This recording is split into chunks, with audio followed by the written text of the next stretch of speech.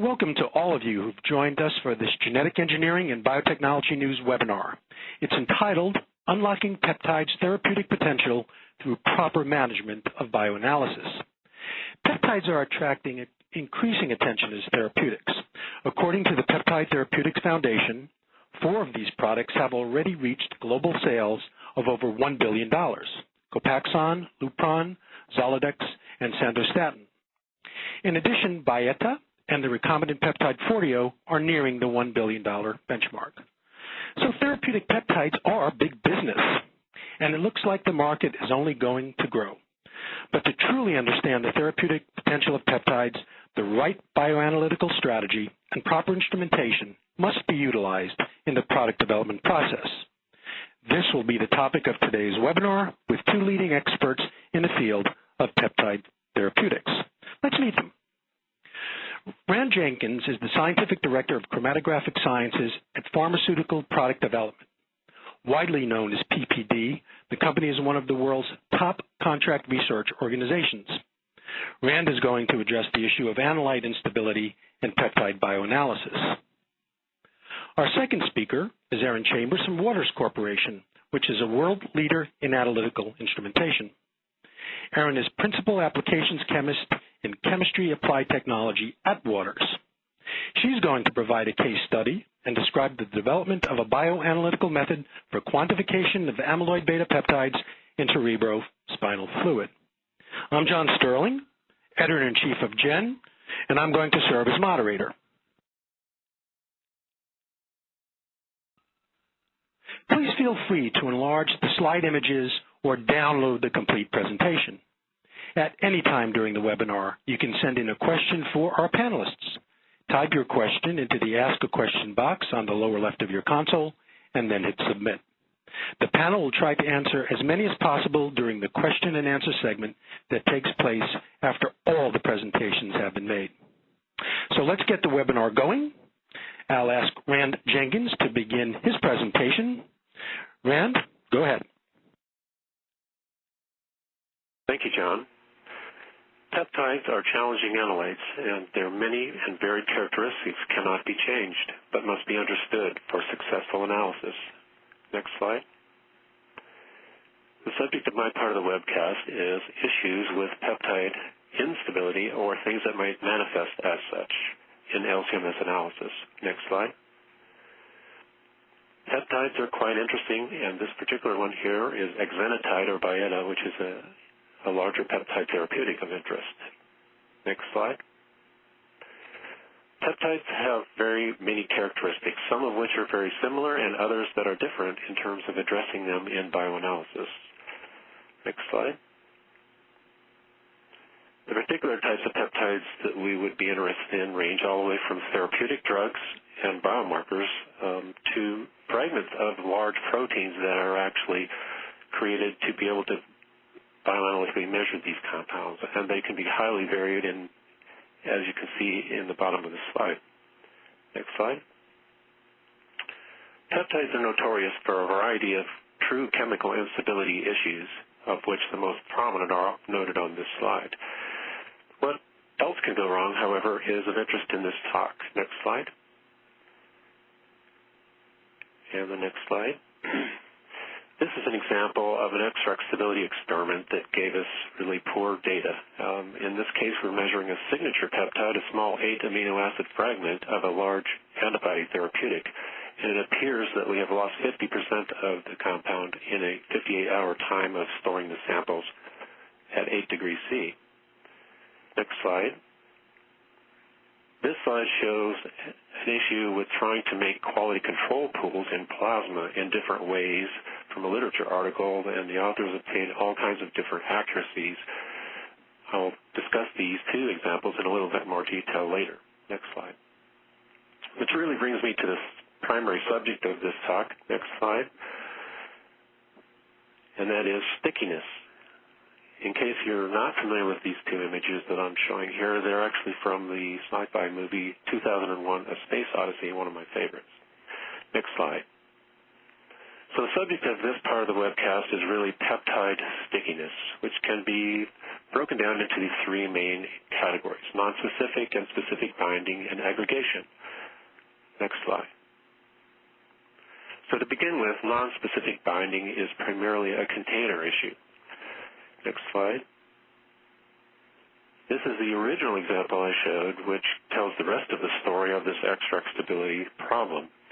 And you can see that the real issue there is the way the experiment is performed, which is typically to analyze aged extract samples against a freshly prepared calibration curve. You can see at the bottom of this slide that the internal standard response of the fresh calibration standards is significantly lower than the internal standard response of the extract stability samples, leading to all of the origin of the bias when comparing these on a ratio basis. The problem was fixed by changing the container type and the solution that this working internal standard is prepared in.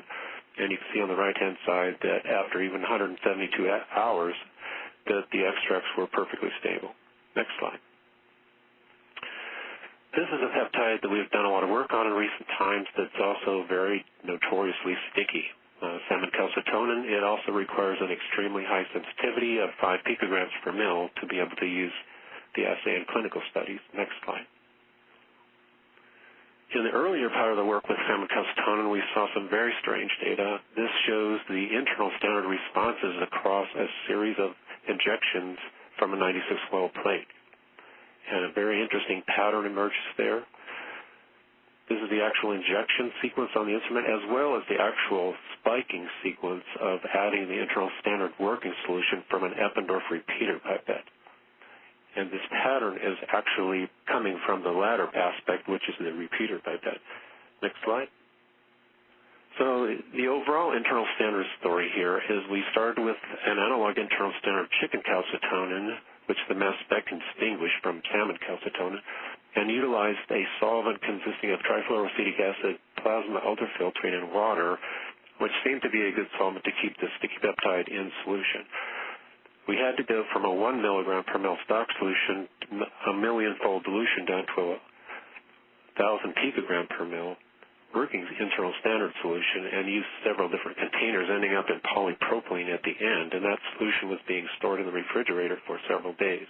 This led to serious problems that you saw on the previous slide, and later on, fortunately, we found that by going away from polypropylene and working with an appropriate material and storing only in single-use, daily-use portions, we were able to get rid of this problem. Next slide. And this is a result of another run that was conducted using the more appropriate procedure. The points at the bottom of the route, by the way, are samples with no internal standard added. Next slide. In this next example, from a literature article by Wilson and coworkers at Amgen, they were looking at a pretty small peptide, though, that had terrible absorption issues. And the next slide shows that the rest of the story from my earlier slide. The authors in this case had originally tried to use methanol water solutions, 25% methanol in water, as stock solution solvent, and also to prepare working standards that would then be used to make calibration standards. And they had no end of problems trying to get accuracy that you can see in the upper quadrant of this slide. Ultimately, they ended up finding that they could dilute the peptide in plasma as a stock and then further dilute that down to various levels to make quality controls with completely successful accuracy. We also subscribe to this idea of working in biological matrix as a preferred solvent in many applications, but there's a danger here, and the next slide illustrates that. It's actually been shown in our hands many times that peptide compounds can actually be extracted from matrix by the sample container that the material is stored in, actually extracting out onto the surface of the plastic. This is data from a type of experiment that we routinely conduct where a plasma sample is prepared and then transferred from one tube to another 5 times to see whether each successive transfer induces loss of the peptide. Each case, there's vortexing and some equilibration time involved. In this case here, using polypropylene tube, we had about a 50% loss of salmon calcitonin from EDTA plasma after transfers from 5 different tubes, whereas with the NUNC mini-zorp, a low binding type of tube, we only had about 9% loss. So this is very important to recognize that peptides can actually be extracted out of matrix onto plastic surfaces. Next slide. So to further emphasize some good materials to work with peptides, as I said, the thermo non-mini absorb material is very nice. The polyethylene resin is very low absorptive. Unfortunately, it's only available in test tube formats. The next slide shows another material that we like to use a lot, which are the Eppendorf low bind tubes. Are available in small microcentrifuge tube types as well as 96 and 384 well plates. These are especially good at working with peptides and proteins, and we highly recommend them. As you can see in the next slide, excerpted from one of their brochures, it's very dramatic what can happen in these situations. This is bovine serum albumin that's tested in a 96-well deep well plate, and with standard polypropylene, there's nearly a 90% loss to surface binding after a 24-hour period. Whereas with the low bind material, it's quite good. Now, a particular point to note here is this process can appear to be fairly slow. This loss to surface absorption can appear to take quite some time, so be cautious about that. Next slide. Another category of stickiness, besides nonspecific binding, are examples of specific binding. And the first case here is talking about soluble receptors. Next slide. This image shows IGF-1 complex to one of its 6 soluble binding receptor proteins. That's fairly a high-affinity complex. Next picture. In this slide, IGF-1 is shown by itself in another type of a diagram, and you can see this is a fairly large protein, around 7,600 molecular weight. Some people would say it's actually a protein. Next slide. Another way of looking at this conventionally is to kind of lay it out and show all the amino acids hooked together like beads. This shows the IGF-1 on the left and the internal standard molecule we have used, which is just a single amino acid substitution difference on the right. Next slide. In this slide, you can see the effect of the binding protein in the matrix human serum. If there is no treatment done on the left-hand side, and you do a solid phase extraction of this compound, the response is relatively poor, including the internal standard response is also diminished. However, we have found, and also in the literature, that by treating with ammonium hydroxide prior to solid phase extraction, this binding can be broken and very good recovery can be obtained for both the amyloid and its internal standard. Next slide. An additional assay that we had developed alongside of that one is for somatotropin or somatropin, which actually is a protein. Next slide. This is a 22,000 molecular weight protein, in fact, which is too large for direct analysis by LCMS, but can be approached by reduction, alkylation, and digestion to produce characteristic peptides. In this case, T1 and T6 are the peptides that we are actually analyzing. Next slide. The interesting thing in this particular talk regarding this molecule is, again, the issue of soluble receptor binding issues. Growth hormone has a significant concentration of growth hormone binding protein present in blood that is carrying it around, and that is necessary to break the molecule away from that binding protein in order to be able to do an assay for total growth hormone. So this particular assay uses immunoprecipitation with antibodies, and it's possible, as you can see on the left-hand side, to readily remove the growth hormone from the binding receptor with a polyclonal antibody, but not very effectively with a monoclonal antibody, as you see on the right. Those are evaluations of additional amounts of growth hormone binding protein being added to the sample. Next slide. Another example of specific binding that's a significant concern with these biomolecules is the possibility to run into anti-drug antibodies. Next slide. In this data, that's from an article by G and coworkers, they were evaluating RK5 peptide in plasma, and there's concern of having an autoantibody or an anti-drug antibody present in the actual sample. So the authors produced a polyclonal antibody in rabbits that they could then spike into the sample to assess the potential impact of different concentrations of binding antibodies. And you can see in both of these charts that the lower trace is diminished recovery from increasing amounts of antibody present, whereas the upper traces show the counteracting effect of adding 8 molar guanidine hydrochloride to a sample. Next slide. We have utilized this technique as well, and this data shows very similar results for tasloglutide, a GLP-1 analog therapeutic peptide, where, again, rabbit polyclonal antibodies were used to evaluate the possibility that ADAs may exist and what would happen in the assay. You can see we only have about a 12% recovery of the amyloid in the presence of the antibody unless you add guanidine hydrochloride, in which case then the recovery comes up to what you would like to see it. Next slide. The last category of stickiness is aggregation. Next slide. And this particular slide shows amyloid beta 142, which will be the subject of Aaron's part of the webcast right after mine, that will be described in much more detail. But in particular, this peptide manifests significant problems with self-aggregation coming from its unique structure. It's a big peptide of 42 amino acids, and you can see the C-terminal end up there in color is extremely hydrophobic.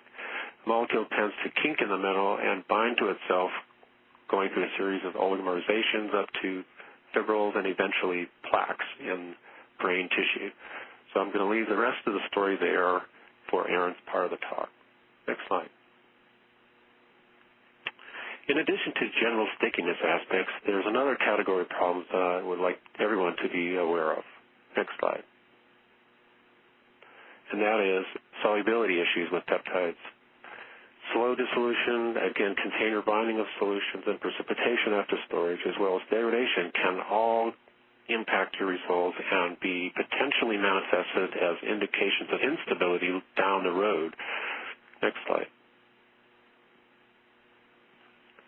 Unfortunately, this is a very complex subject, and I really don't have time to go into what I would say are the rules behind this, but I strongly advise consulting with sources here. And the next slide provides a number of recommended vendors that are specialized in producing peptides, and they have a lot of information available online as to how to properly address solubility factors. Next slide. So how do we stay out of trouble in terms of handling peptides? Next slide. This cannot be ever overstated, that we really need to take nothing for granted in working with these compounds. If you take advantage of the data and don't make assumptions, you'll save yourself from a lot of grief and potentially some very protracted experimentation where you try to figure out a lot of confusing results. And you could end up feeling like the next slide, Dr. Watson, after he's been lectured here by Sherlock Holmes, that after going through so many different tests, you finally find the answer, and it can be very frustrating. Next slide. As it turns out, you may really have a chemical instability problem. And next slide. So my final recommendations here from this talk are to use low-bind or equivalent types of plasticware whenever and possible, and avoid conventional polypropylene as well as glass. Choose your solvents wisely, consulting the peptides manufacturers' literature, and store your solutions in single-use amounts. Do not expose things to multiple freeze-thaw cycles, and be conservative when handling biomatrix to keep it at cryo temperatures and so on ice until you really know your true stability properties of your molecules. Avoid evaporating peptides to dryness. They don't like to go back into solution a lot of times. And really handle them as little as possible, learning from your experience. Next slide.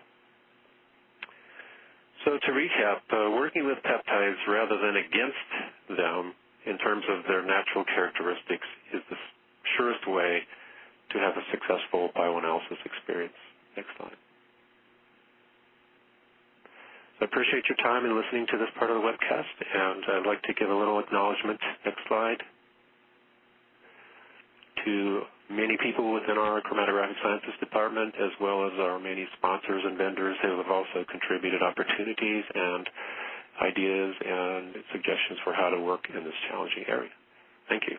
And back to you, John. Thank you, Rand, for that very clear presentation, and especially for your insights on dealing with amyloid instability in peptide bioanalysis. If you are just now joining our webinar, welcome to the program. As I previously mentioned, we will be conducting a live Q&A segment following the panelists' presentations. Again, please type your question for any or all of our panelists into the Ask a Question box on the lower left of your console, and then hit Submit. Our second panelist, Erin Chambers, is now ready to begin her presentation. Erin? Thank you, John. Well, you've just heard a great talk from Rand Jenkins elucidating some of the many issues one might face working with peptides. I'm going to be talking in more depth about amyloid beta peptides specifically, a class that exhibits nearly every one of the challenges described previously by Dr. Jenkins. In this segment, I'm going to walk through the development of a bioanalytical method based on LC-MS for quantification of these peptides in cerebrospinal fluid. So this type of methodology might be applicable either for biomarker discovery experiments or as well as drug development activities. Next slide, please. So for those of you not particularly familiar with this class, amyloid beta peptides have been a major area of research interest due to their role in the progression of Alzheimer's disease. These peptides, which are in fact fragments of amyloid precursor protein, you can see that here on the right-hand side of your screen, they tend to aggregate and form the plaques in the brain which are associated with the degenerative effects of Alzheimer's disease. There is, in fact, a significant amount of research aimed at either enhancing the clearance of or reducing formation of these peptides in the brain. For example, several companies look at developing drugs which inhibit or modulate activity of the enzyme, gamma secretase in particular, which actually acts on the amyloid precursor protein to generate these amyloid peptides, which then aggregate and form the plaques. So you can see a little bit of this on the right-hand side there. The blue is your amyloid precursor protein, and then you've got an enzyme which cuts and releases the amyloid peptides, and they subsequently form these plaques. Currently, much of the quantitative work on amyloid beta peptides is done either by ELISA-based assays or immunoprecipitation, or IP, followed by LC-MS. I'm going to be focusing today on, in fact, an LC-MS-only approach for reasons that we'll describe in a few moments. So if we go to the next slide here, I'd like to introduce the peptides that we'll be focusing on. So these are three specific fragments of amyloid precursor protein, the 1 to 38, 1 to 40, and 1 to 42. So I'm showing here their sequences, and you should notice a significant hydrophobic portion of each of the peptides. This adds to their hydrophobic nature naturally, which in turn provides some challenges from a handling standpoint. The peptides are also quite large, as you can see, about 4,000 to 4,500 molecular weight, again, quite hydrophobic. For this purpose, for this study, the internal standards were N15 labeled versions of each of the peptides. Next slide. So I'm going to start talking about the mass spectrometry aspect of the assay. We'll then talk about liquid chromatography, the choice of the standard curve matrix, solid phase extraction, and then finally we'll go through a subset of the validation data that was generated. So we're going to be looking at the method from a very holistic standpoint. Next slide, please. So we start out wondering sort of why we're talking about LC-MS. If much of the quantitative work has been done by ELISA, why a different technique? Why a new technique? Well, in fact, depending on the stage of drug development you are in or the goal of your experiment, ELISA may not be practical and or even possible. So, for example, if you're early in discovery, you don't yet have the antibodies available to run an ELISA assay. In addition, an individual ELISA assay, a separate assay, would be required for each peptide of interest. So right now I'm looking at 3 peptides. That would mean 3 assays. Recently, people have started to look at other amyloid beta peptides, which would mean additional assays. So LCMS has the advantage in that it is one single flexible platform that readily accommodates all of the amyloid beta peptides that are currently of interest and any that may become of interest in the future. So one assay, many peptides. ELISAs are also quite time-consuming and expensive to develop, often taking months, whereas an LCMS assay can take days to a week or so. LCMS also has a broader linear dynamic range. It's very accurate, very precise, and again, it's universal. One platform for both biomarker discovery type assays as well as for drug development activities, being flexible enough to accommodate any and all of the possible amyloid beta peptides that are of interest. In addition, it tends to be less expensive in terms of developing a methodology. There are no expensive reagents or ligands to be purchased. So let's move on to the next slide. What I want to talk about here are some of the challenges that one faces in developing an LCMS assay for amyloid beta peptides. If you take a quick glance at this list, you should recognize many of the things that Dr. Jenkins spoke about earlier in terms of aggregation, nonspecific binding, poor solubility, their tendency to be very hydrophobic, and a few more things related to mass spectrometry. Because they're very large and very hydrophobic, their sensitivity from an MS standpoint tends to be lower than for smaller peptides or small molecules because it is more difficult to efficiently transfer these compounds into the gas phase. Efficiency of desolvation, release into the gas phase can correspond to higher sensitivity. An additional challenge is that they tend to form, as many peptides do, many low-abundance fragments, further reducing the possible sensitivity. And lastly, because we're looking at very low-level peptides in a sea of peptides, specificity in the matrix is going to be critical. So if we move on to the next slide here, we've got a choice when it comes to mass spectrometry from using negative ion or positive ion mode. Much of what you will read in the literature about analysis of amyloid beta peptides using mass spectrometry relies on a nonspecific water loss shown here. And I emphasize the nonspecific nature of that, and in a few slides I will show some examples. We chose to use positive ion instead. So if we move to the next slide here, you can see that positive ionization yields a very nice complement of quadruply and triply charged fragments to choose from. And if I move on to the next slide, I can actually identify where all of those fragments came from. I've circled here the fragment that I've chosen. This was actually the most intense ion, so that's going to be the one we use for quantification. However, I had a plethora of possibilities there.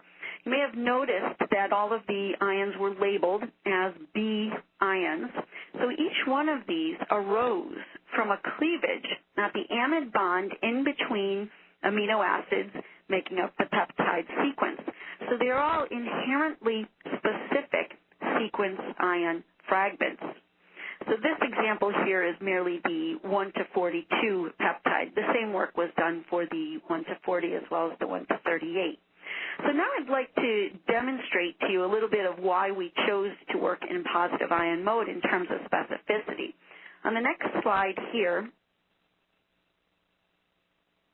again using the 1 to 42 amyloid beta peptide as an example, extracted from human cerebrospinal fluid. If you look at the top of your screen, you can see the chromatogram obtained using negative ion with the nonspecific water loss. So you see many peaks there. And in fact, the amyloid beta 1 to 32 is one of the lesser peaks. Using the more inherently specific sequence fragment ion yields the chromatogram on the bottom, where we've got one clear peak for amyloid beta 1 to 42. If we move on to the next slide, looking at an extracted plasma sample, that improvement in specificity is demonstrated to an even greater extent and, in fact, seems even more important. On the top, again, we're looking at a chromatogram of extracted human plasma in negative ion using the nonspecific water loss, and on the bottom, in positive ion using a true sequence ion. So you can clearly see the improvement in specificity going to positive ion, transitioning from a quadruply charged parent to a quadruply charged B sequence ion. The following slide simply illustrates the same thing for the amyloid beta 1 to 40. Here again, the difference in specificity is tremendous, moving from a nonspecific water loss to using an actual sequence ion fragment. The next slide summarizes the precursor and product ion pairs used for each one of the amyloid beta peptides, as well as their N15 labeled internal standards and the conditions used. The mass spectrometer used in this case was a Xevo TQS triple quadrupole mass spectrometer. So on the next slide, we're simply going to introduce the liquid chromatography section, where I'll be talking about the choice of column, mobile phases, and some things that were necessary to overcome some of the handling challenges associated with amyloid beta peptides. On our next slide, this is a summary of the chromatographic conditions used. So I've tried to highlight here a few of the key parameters. So if we start with the column, it's 150 millimeter length. This was necessary for both sensitivity as well as resolution from endogenous constituents. Another key parameter or attribute is the pore size, a 300 angstrom pore size column. This allowed us to flow a little bit faster than might be the optimal linear velocity for a compound of this size, but still maintain excellent peak shape. So the pore size was sort of an enabling characteristic, if you will. Naturally, we're working with sub-2 micron particles for all of the benefits that you are all well aware of in terms of speed, sensitivity, and resolution. Mobile phase is ammonium hydroxide, 0.3%. The strong needle wash, I call that one out in particular because that actually contains 10% ammonium hydroxide. It sounds quite aggressive, but that is what's in fact necessary to eliminate carryover. Again, these are very sticky, very hydrophobic compounds, so you need to eliminate not only LC carryover, so that which may occur in all the tubing in the LC, but also column carryover. Flow rate is 0.2 mils a minute, doing a 10 microliter injection. And the final piece of information that is quite critical for success here is the injection solvent. We're actually taking our extraction elution solvent, which is 75% organic, 10% ammonium hydroxide, and diluting that with water. So this final composition, which is nearly 40% organic and about 5% ammonium hydroxide, is absolutely necessary to keep these peptides in solution, not only throughout the course of the analytical run, which may be overnight, 24 hours, 48 hours, but also to ensure their solubility throughout the injection process and to help with proper peak shape on the LC column. Moving on to the next slide, you can see the limit of detection that was achieved for the various peptides. It was 12.5 picogram per mil approximately for the 1 to 30, 8, the 1 to 40, and the 1 to 42 using a 10 microliter injection. So we're in the low picogram per mil detection limits. On the next slide here, you can see a representative chromatogram from extracted artificial cerebrospinal fluid with the 3 peptides. On the following slide, we've got another representative example from an actual human cerebrospinal fluid patient sample showing the basal levels of the 3 peptides as well as the internal standards. If we move on, one more slide here. We're back to our outline, and the next point I'd like to discuss is the choice of the standard curve matrix for use in this methodology. So the aim of the method is to quantify these peptides in human or animal cerebrospinal fluid. Now, you could imagine that we would like to minimize the amount of cerebrospinal fluid necessary to run this method. So we're starting to think about possible surrogate matrices for use in generating the standard curve that will be ultimately used to quantitate the samples. So a few things come to mind. We could use the human or animal cerebrospinal fluid. That's a natural tendency. Or perhaps we could use something like artificial cerebrospinal fluid. So if we move on to the next slide here, what I've done is I have calculated the average basal levels of the three peptides, so 1 to 38 in the upper left, 1 to 40 next to it, and 1 to 42 in the bottom left. So calculated the average basal levels in human CSF samples. And these basal levels were calculated using either a standard curve prepared from artificial CSF or from overspiking actual human cerebrospinal fluid. If you use the human CSF, it must be corrected for the basal level. Now, what we found is there was very good correlation in the bottom right-hand corner for the basal level calculated concentration, whether you used artificial CSF or the human CSF. They correlated very well with an R-squared value of 0.99. And if you look at the RSVs between the two ways of preparing standard curves, they're from 5 to, say, 10, 13%. So, again, very good correlation, 3% in some instances. So one more slide here. And I'd like to introduce the solid phase extraction section. So we've talked about mass spectrometry, liquid chromatography, and the standard curve. So now we're moving on to another critical aspect of the method, and that is the sample preparation. On the next slide here, what I'd like to do is walk you through the pretreatment process. We'll walk through this, and then I will go back and sort of explain why we've had to do certain things. So the first step was to, for the purposes of the standard curve generation and the quality control samples, to spike either human or artificial cerebrospinal fluid samples and mix them. The cerebrospinal fluid, the artificial one that is, had 5% rat plasma added to it. And I will get back to that in a few slides here to describe why that was.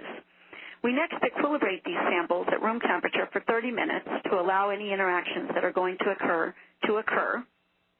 I removed a 50 microliter aliquot of either standard curve, quality control samples, or actual human CSF samples. Added 50 microliters of 5 molar guanidine hydrochloride.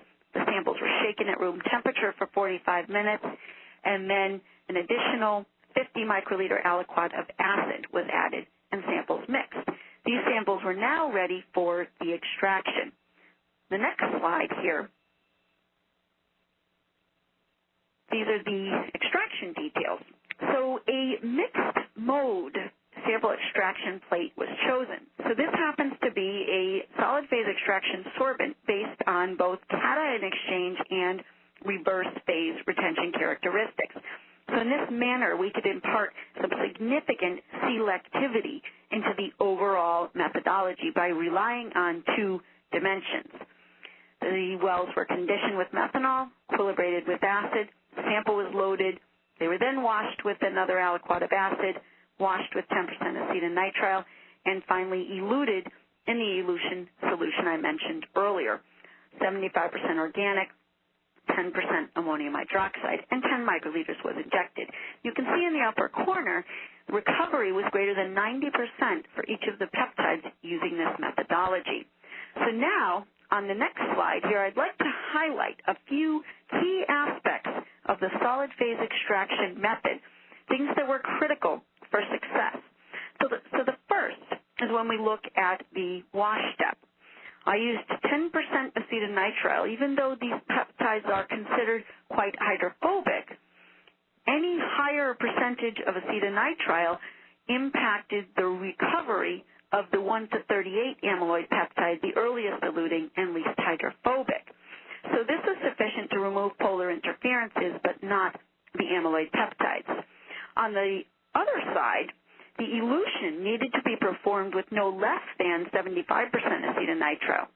So this was strong enough, high enough allotropic strength for the 2 hydrophobic peptides as well as the 1 to 38.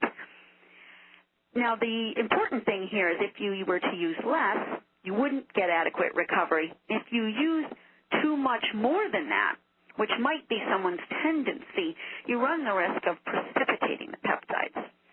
Another attribute that is absolutely critical here was to elute with no less than 10% ammonium hydroxide. 5% was not sufficient to fully elute the most hydrophobic, or the 1 to 42 peptide. So this, again, is absolutely critical. It also provides the right final injection solvent. Now, the 2 other things I want to mention come back to sample pretreatment. Additionally, work was done with artificial CSF alone, and recovery was quite low, on average about 60%. Now, I mentioned early on one of the issues that amyloid beta peptides have is nonspecific binding. So if artificial CSF was going to be used as the standard curve matrix, we had to deal with this issue. 5% rat plasma was added to the artificial CSF, rat plasma having a different amyloid beta sequence than human. And once this was done, the analyte recovery, the recovery for the peptides, increased to over 90%. So that effectively dealt with nonspecific binding.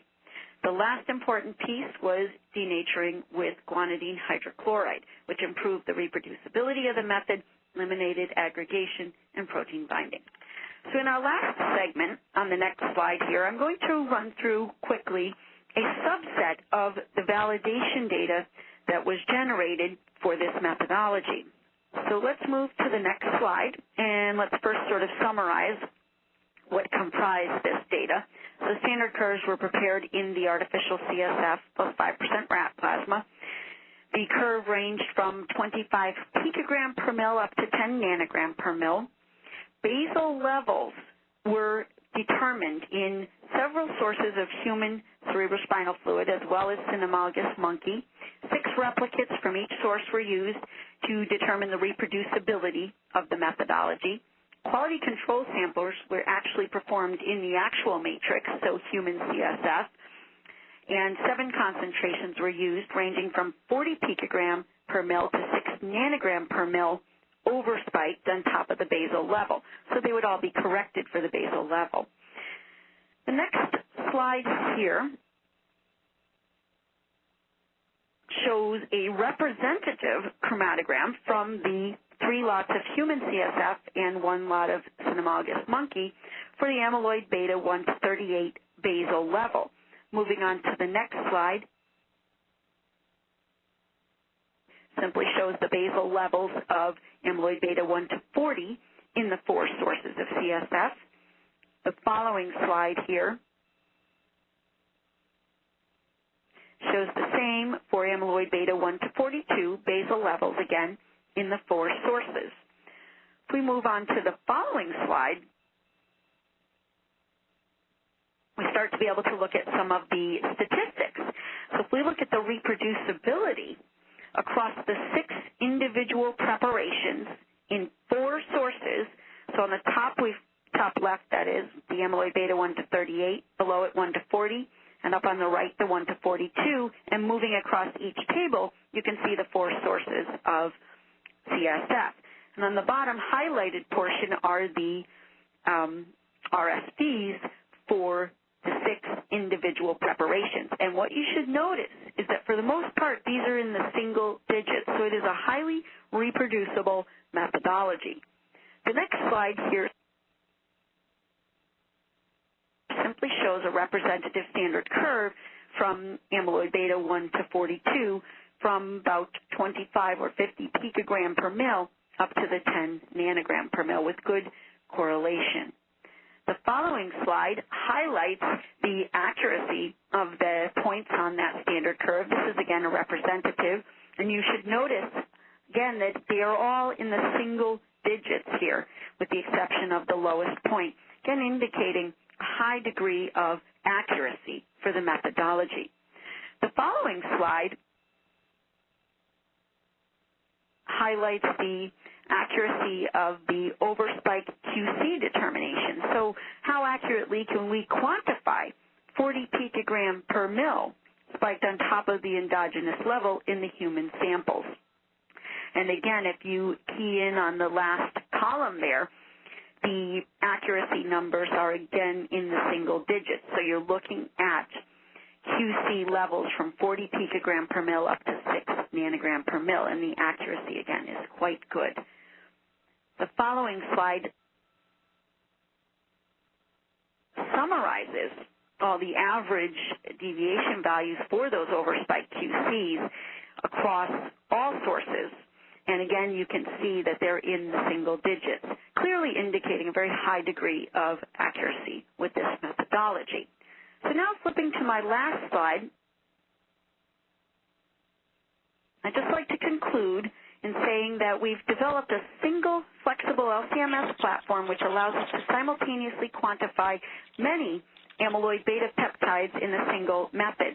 So some of the key attributes of this method which have allowed us to be successful, we're using mixed mode solid phase extraction for the sample preparation, a very high sensitivity MS system, and capitalizing on the positive ion mode and coupling that to sequence ion fragments for selectivity. Finally, the choice of sample pretreatment, LC solutions, solid phase extraction solutions, all helped us eliminate or overcome many of the handling problems associated, in particular with amyloid beta peptides, but also with many other large hydrophobic peptides, things like the nonspecific binding, the losses, the hydrophobicity. So with that, I'd like to wrap up, and I'd like to send it back to you, John. Thank you. And thank you, Erin, for showing, among many things, how a single flexible LC-MS platform can be used for the simultaneous quantification of multiple amyloid peptides. I think both panelists made a really strong case for the importance of therapeutic peptides and showed why so many pharma and biotech firms are focusing on them. So to both of you, I say a big thank you. Okay, we've got questions that have come in, and we're going to be in our Q&A discussion now. So let's take a look at the first one, which will be for Rand. Are there plastic tips with similar low binding properties? There are definitely plastic tips being advertised as having low binding properties, and I have to say that we're kind of in the process of evaluating some of those. We had taken the view that maybe in the past it wasn't such a big thing because the amount of plastic exposure was small and that the surface could be pre-coated, if you will, by priming the pipette tip.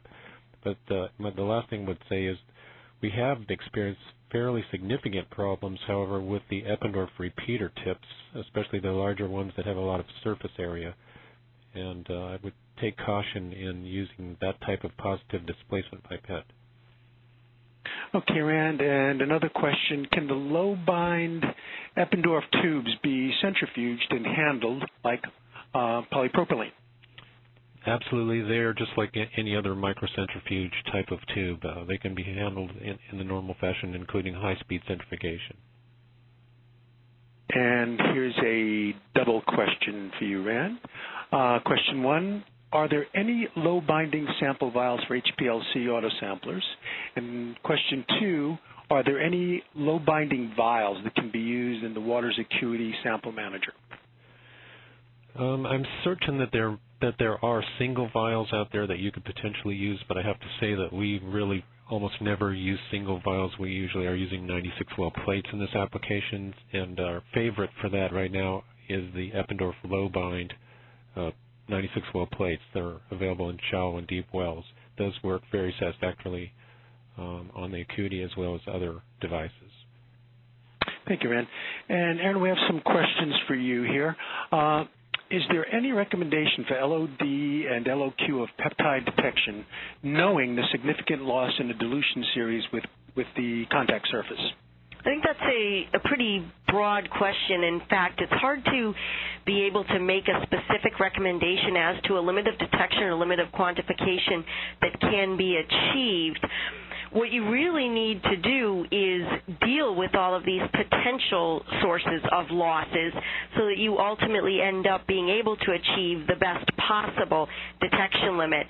And I think Rand did a fantastic job in his talk on describing some of the ways that one can deal with potential loss areas, because that's really what inhibits our ability to reach certain detection limits, are all these potential areas for losses. Adsorption to vials, to tubes, to the LC, nonspecific binding, aggregation, all of these types of things. And so it's really a matter of dealing with those issues. And if you properly deal with those issues, a few other ones are really solubility. That's probably one of the biggest issues that one needs to deal with, and one of the ones that can impact your limit of detection or limit of quantification most markedly. If you fail to properly solubilize your peptide from the very beginning and then throughout the entire process, then you run a great risk of impacting in a negative manner the ultimate limit of detection or limit of quantification that is possible to achieve. Thanks, Aaron. And another question. In your presentation, you referenced 0.3% NH4OH to minimize carryover from column and tubing. Why? Okay, so the 0.3% ammonium hydroxide is in the mobile phase, and so this does help minimize carryover from the column and from the tubing, and it does that in improving the solubility of the peptides in the mobile phase so that they're not able to stick to various surfaces. Coupled to that also are the needle washes and the injection solvent. It's very important to remember that those also contain a high percentage of ammonium hydroxide, which serves the same purpose. It keeps the peptides in solution and off of the surfaces, be that tubing, injector pod, needle, column, you name it. And Aaron, another question. Internal standard is supposed to correct for ion suppression, injection, etc. So is it okay to use PBS as a matrix, as the internal standard? Should this account for error in MS or LC? So it's an interesting question. In fact, there's more to an internal standard than merely correcting for errors in MS, LC, or sample preparation. One of the most important jobs that the internal standard can do is mimic the behavior of the analyte. It needs to do that or it's not a good internal standard.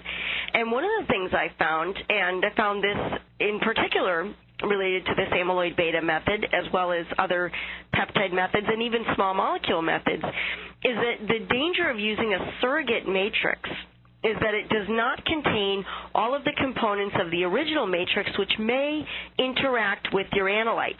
So in particular, in this particular case, I attempted to use artificial CSF as a matrix and found that that did not contain the proteins and other substances that are in the actual matrix, so that when I did an extraction, the internal standard could not compensate for any problems associated with the matrix simply because it did not adequately reflect the behavior of the peptide in an actual matrix. So the short answer to that is you really have to be careful about choosing your surrogate matrix and making sure that the analytes act the same in the surrogate as they would in the actual matrix. And with peptides, I think that's a great risk because they do tend to interact strongly with proteins, peptides, enzymes, lots of other things that are in the true matrix that may not be in the surrogate. Okay, here's a related question. Somebody wants to know more about the internal standard. How much internal standard relative to analytes is used when constructing a standard curve? As a general rule, I tend to put the internal standard somewhere around the middle of the standard curve. If I expect most of my samples to be, for example, towards the lower end of the standard curve, I might bias the selection of the concentration of internal standard more toward the lower end. And Erin, somebody wants to know, why do you need to add 5% rat plasma in the matrix for the curve? And that's the one I alluded to a bit earlier, in that in order to ensure that the artificial CSF acted in a manner that was similar to true CSF, I needed to add artificial, rat plasma to it, or perhaps another protein such as BSA would also do the job. Because, in fact, there are interactions that occur between the amyloid beta peptides and some of the proteins, some of the other substances in the actual cerebrospinal fluid. And in the artificial CSF, the absence of these substances means that the method does not act the same in artificial CSF unless I were to add something like 5% rat plasma, which contains proteins, other peptides, other substances. I can add a comment to that, actually, too. This is Rand. We've also worked on the amyloid betas in CSF, and we agree with that comment that our artificial CSF actually contains some albumin and some immunoglobulins to more closely mimic real CSF. We found that we tried to use an artificial CSF from Harvard apparatus that turned out to be predominantly buffer salts, and that material did not work well at all because it's missing those other components. Yep. Well, I think you've both answered that question. Thank you very much. But it looks like we've run out of time. But please note that this webinar will be archived for 6 months on our website, www.genengnews.com. If you missed parts of it, you can watch it again, or you can recommend it to your colleagues and friends. I want to say thanks again to the panel for their outstanding presentations, and I also want to say thank you to our audience for your attention and your thoughtful questions about various topics brought up during the webinar. And, of course, thank you to our sponsor, Waters, who made this event possible. Shortly, we'll be sending you a survey, and we'd appreciate your feedback on this webinar. Please look out for it and kindly give us your thoughts, as this will help us to continue to bring you topical and timely webinars in the future. Thank you very much, and have a great day or a great evening, depending on where you are. Bye.